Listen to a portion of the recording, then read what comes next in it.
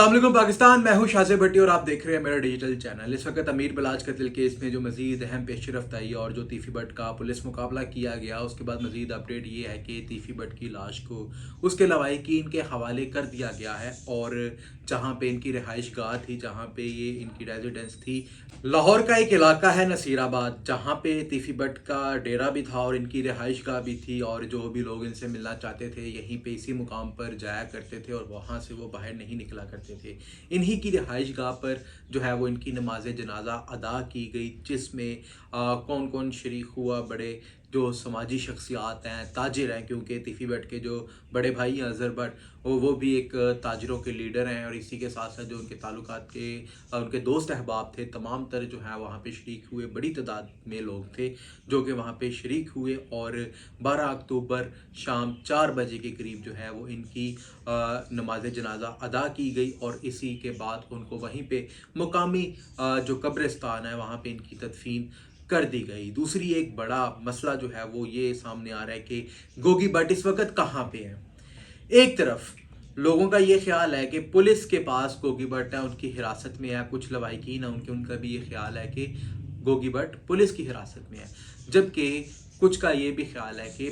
जो गोगी भट्ट है इस वक्त वो फरार हो चुके हैं। इस हवाले से मैं आपको बताऊं कि अचानक से ही लवाहिकीन ने सीसीपीओ लाहौर बिलाल सदीक कमियाना से ये मुतालबा किया कि गोगी भट्ट को उनके बड़े भाई तीफ़ी भट्ट की नमाज जनाजा में शिरकत करने की इजाज़त दी जाए।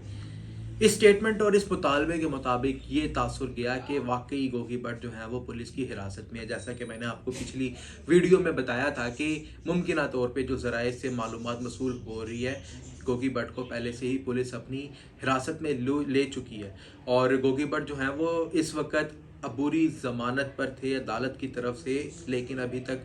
जो ज़राए से मालूमात वसूल हुई है गिरफ़्तारी के बाद उनकी गिरफ़्तारी कागज़ों में नहीं डाली गई क्योंकि अभी तक वो अबूरी ज़मानत पर हैं। जबकि जो लवाहिकीन है उनका भी यही कहना है, उनका ये भी कहना है कि गोगी भट्ट को इसलिए गिरफ़्तार किया गया है ताकि वो फिर से अपनी एक्सटेंडिंग बेल ना करवा सकें या यानी कि अपनी ज़मानत को मज़ीद ना बढ़ा सकें, उसमें एक्सटेंशन ना हासिल कर सकें, ताकि पुलिस जो है वो केस को किसी जल्द से जल्द ठिकाने लगा सके। या फिर वो शायद जो मैं कहना चाह रहा हूँ वो आप बात समझ रहे हैं कि मैं क्या कहना चाह रहा हूँ कि फिर से कोई खुदा ना खास्ता या फिर जो भी आप बेहतर समझते हैं कि कोई साथियों के आने वाला और उनकी जो फायरिंग से भागने वाला, फरार होने वाला और साथियों की फायरिंग से जहाँ भाग होने वाला मामला ना पेश आ जाए, क्योंकि जो इस वक्त की सूरत हाल है उसे यही दिखाई दे रहा है। ये लवाहिकीन की जो स्टेटमेंट आई है इसके बाद ये जाहिर हो गया कि लवाहिकीन ये बात जान चुके हैं कि पुलिस की हिरासत में गोगी भट्ट है, जबकि पुलिस का ये मौकफ है कि गोगी भट्ट उनकी हिरासत में नहीं है। गोगी भट्ट इस वक्त कहाँ पे हैं? बहुत से लोगों का ख्याल था फरार है, बहुत से लोगों का ख्याल है कि पुलिस के पास है। ज़राए से जो मालूमात मसूल हुई हैं उसमें वो पुलिस की कस्टडी में ही हैं। तभी जो है वो लवाहिकीन ने मुतालबा किया कि गोगी भट्ट को शरीक होने दिया जाए उनके बड़े भाई के नमाज जनाजा में, लेकिन गोगी भट्ट जो है वो अपने बड़े भाई के नमाज जनाजा में शरीक नहीं हुए, ना ही हो सके या ना उनको इजाज़त नहीं दी गई।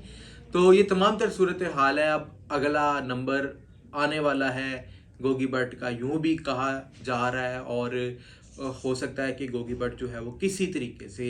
इस केस को मज़ीद प्रोसीड लीगल तरीके से करने में कामयाब हो जाएं, अदालती फ़ैसले की तरफ चले जाएं, क्योंकि गोगी भट्ट जो है वो 109 के मुलजिम थे